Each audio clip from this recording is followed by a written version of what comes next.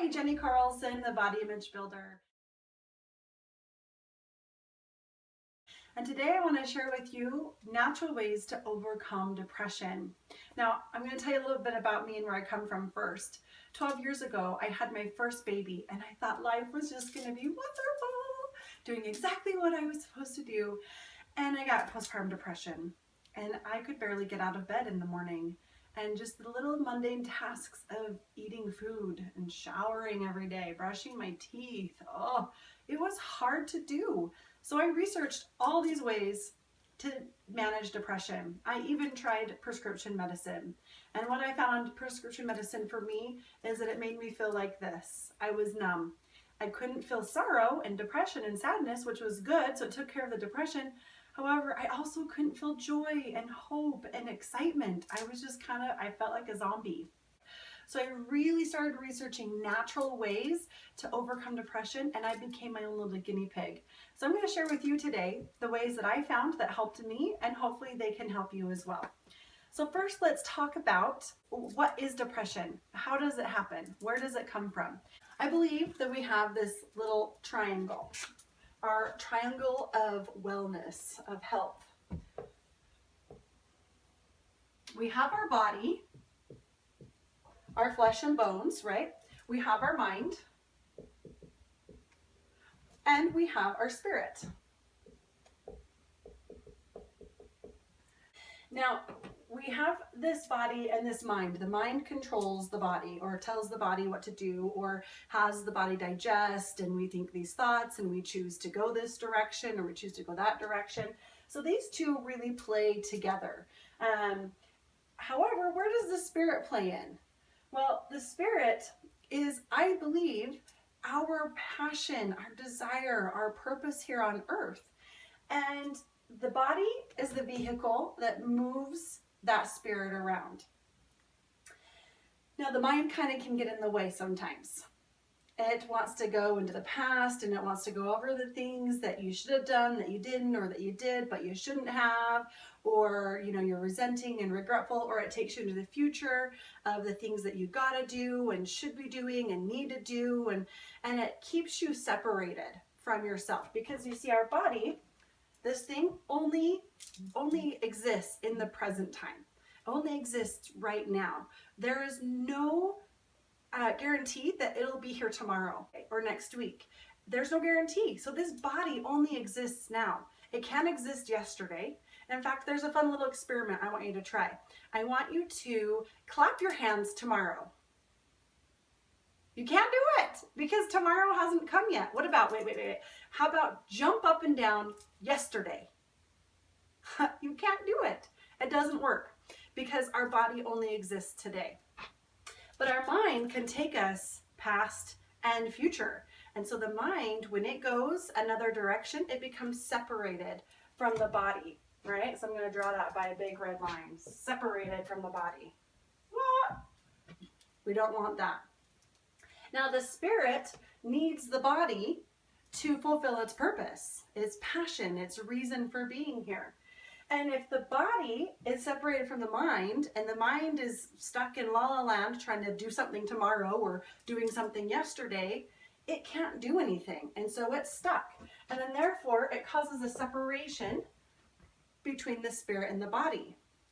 Now the spirit and mind can speak together through this really cool organ that we call the heart. Now, scientists have recently discovered that there are neurons in our heart than we have in our brain. They're actually calling it the second brain, but I think it's kind of our first brain. It's, where we listen to that important message of the things that we need to do. So, but when the mind is in the future or in the past trying to do things tomorrow or yesterday that it can't do, it gets separated from spirit. And we don't want this separation, because this separation causes depression or anxiety or stress. So many different diseases, dis-ease, we become at dis-ease with ourselves. It causes so many diseases that we've got to repair these separations. So I take a three-pronged approach. Now, on my research, for healing depression, I came across 3 very important things that most articles talked about. They talked about exercise, they talked about diet, and they talked about stress release. I was like, okay, that's cool. I can do these things. Now, diet and exercise fall under the body category. So we're going to write those there because they are very important. We need to eat whole, healthy foods. Foods that are alive and living, not processed and have been dead for a really long time or never even really existed because they were created in a manufacturing plant. They were scientifically created. Eat things that are alive and living if you want to feel more alive and living. Makes sense, right? We all know this. It's not rocket science.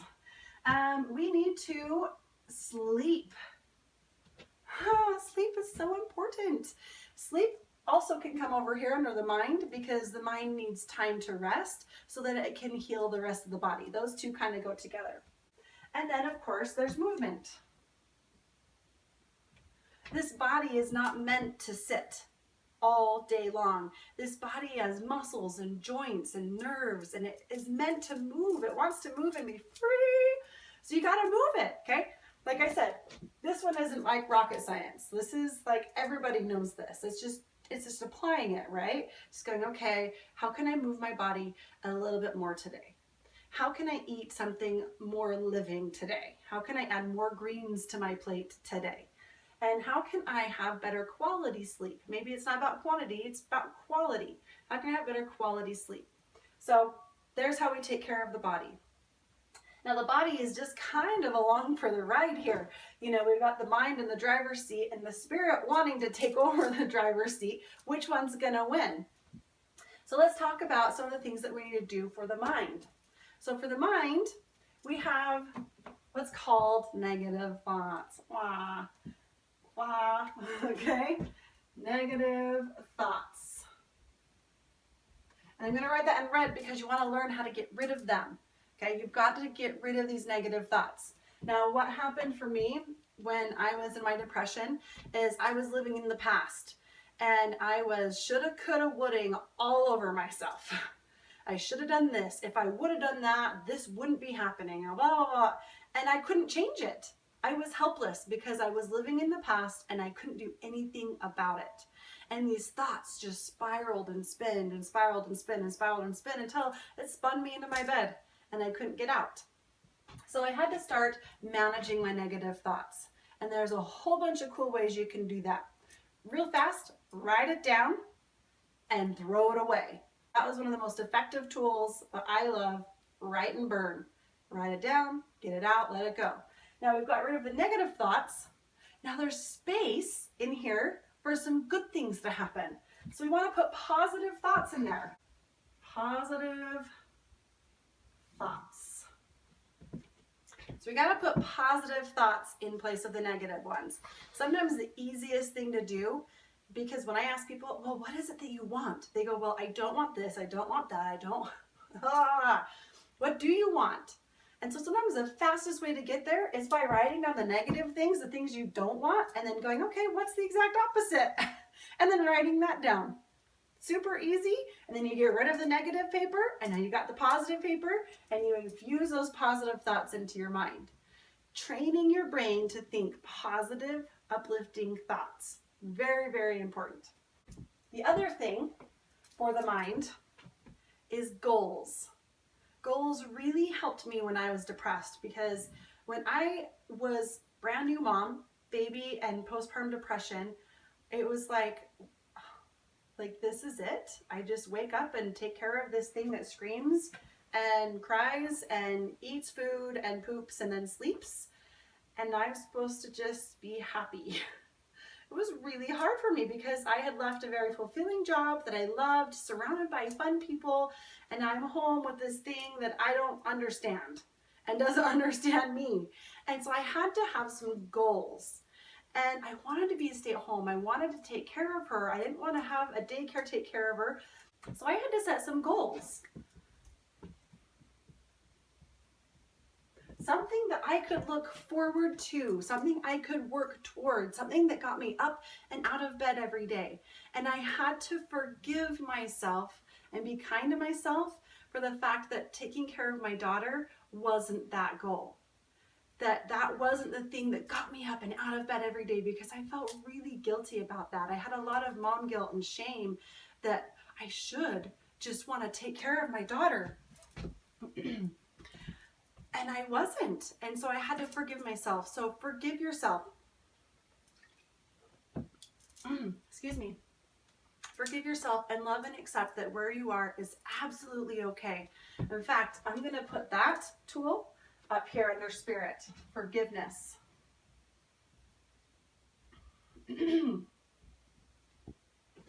Forgiveness. The spirit is so forgiving. It's up here. It's the ego. It's the mind that doesn't want to forgive. It wants to hold you prisoner to your thoughts and beliefs. All right. So the other one for spirit is you have to be in tune. You have to practice listening to those little promptings, those little voices, those little inspirations, the ahas and the that's what I need to do. So you got to be in tune to the spirit. Now, this is kind of where some of it comes together, because when you eat cleaner, more alive foods, your body is cleaner and downloads the messages a lot easier. When you get more sleep, your mind is more focused and your body is ready and has energy to be able to listen and be in tune to when the spirit is talking to you. And these negative thoughts that we have, the spirit goes away. It goes, if it's just going to think negative thoughts, I'm not going to sit around here because I don't want to be part of this toxic. So having the positive thoughts helps the spirit come in stronger for you. And then, of course, one of my favorite tools for the spirit is meditation. Meditation is so powerful, and there's so many different ways you can meditate, so many. And there's really not a wrong way to meditate. In fact, the only bad meditation is the one you didn't do. So you can meditate in just a moment, or you can sit down and really spend some time. You can find a guided meditation. You can do all sorts of different ways of meditating. But meditating is a powerful, powerful tool where you actually start to physically change your brain. Now, this is where these two come into play. The scientists have actually hooked up these cool little nodes on people that are meditating and tracked the brain activity. And when you're meditating, it's awesome. Your brain activity becomes clearer. It becomes more sharp. These negative thoughts naturally start to go away, and the positive thoughts naturally start to come in. So meditation really helps. So this is my three-pronged approach that I have taken to help me with my depression. I didn't all do it all at once. I had to start with one tool, and then I would build on to another tool. So just start somewhere. Pick one of these tools. Like, okay, I'm going to work on that first. And then once you start feeling the effects of it, then you go, okay, all right, I think I'm ready for another tool. And then pick another tool. But I couldn't just give you just one, because I feel like they all go together. And when I recognized that what was missing was I was separated. My mind, body, and spirit were just totally in different places, and like going, hello, where are we going? The mind's going one way, the body's just sitting here going, what am I supposed to do? And the spirit's going, come on, listen to me.